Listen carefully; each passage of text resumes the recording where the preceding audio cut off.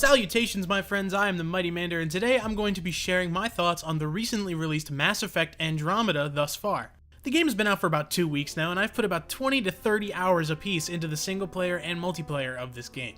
Just to be upfront about the content of this video though, I do not have an unbiased opinion of this game. As a longtime fan and admirer of the Mass Effect franchise, Mass Effect 2 was and still is probably my favorite game of all time. Playing Andromeda will be a much different experience for me than it may be for you or anybody else. I'm just here to share my thoughts on the game as it is and how it fits into the franchise. So let's get the problems with the game out of the way quickly so we can get into the good stuff. The facial animations in this game, particularly the human ones, I know everybody's been talking about this, but they are dodgy at best and very noticeably mismatched at worst. I think some of the harsher criticism directed at the developers because of the animation is pretty unnecessary, but I'd be lying if I said it wasn't a noticeable flaw. Andromeda suffers from a major case of Mass Effect's notorious quirks, from floating squad members to the writers having a penchant for freeze tag whenever I come back from a break from playing the game. There are miscellaneous glitches abound in Andromeda.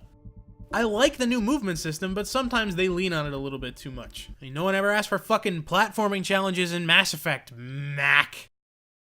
The graphical fidelity of the game suffers when played on Xbox One, which the footage you're currently watching was running on. Frame drops are frequent, loading times feel longer than they should be, and my game has crashed multiple times since launch. Suffice it to say, if I weren't such a longtime fan of the series, I'd be rather put off. Makes me wonder how much of a difference running this game on, say, a PS4 Pro would actually make. However, to me, Andromeda's strengths still far outweigh its shortcomings. The amount of content, for example, is staggering, and I'm shocked at how well developed most of it is. You've got the occasional odd jobs, but most side quests are pretty unique and interesting. There's an element of mystery to most of the side quests in this game, and the main storyline. It's great. I love the mystery element to this game.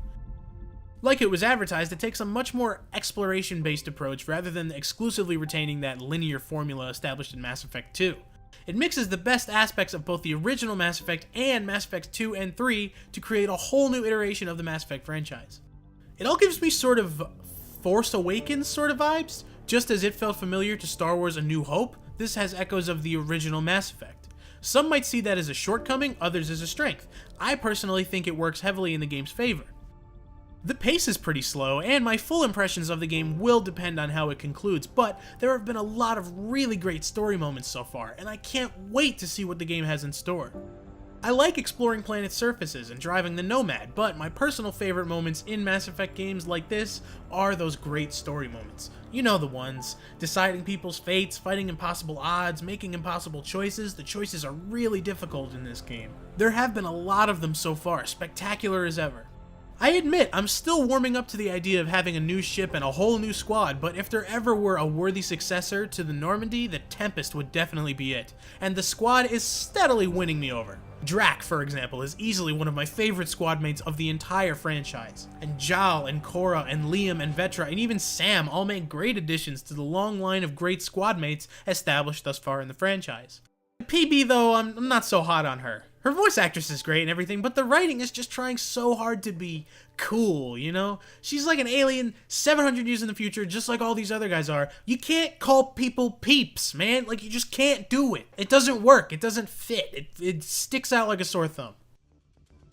The combat in the game does feel better than ever. The lock-on cover system of old has been replaced by a contextual one, meaning your character will just take cover automatically when you're near a surface. This makes combat faster, more fluid, and, in my opinion, much more satisfying. And I personally love that they went all in with the power combo system, which has been in the background of the game since Mass Effect 2. Categorizing each eligible power into a primer or detonator makes it way easier to organize your classes and way more fun to mix and match your powers to suit your playstyle. And the new profile system makes that easy to do on the fly when you can assign up to 4 different favorites to use at will.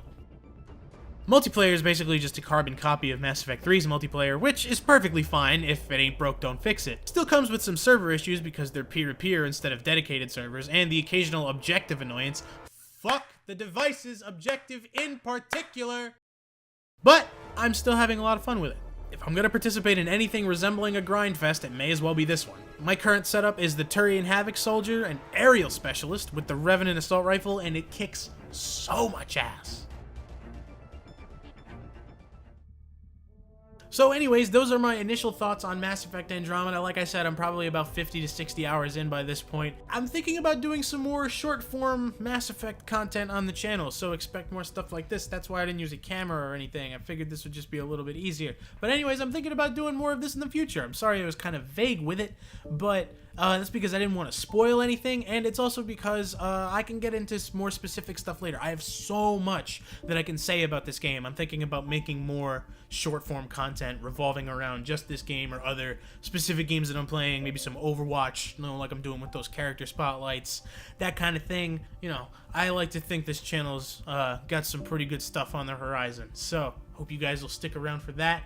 Tell your friends, subscribe, all that good stuff. I'll catch you guys in the next video. I have been the Mighty Mander. Peace out, my friends. I'll see you next time.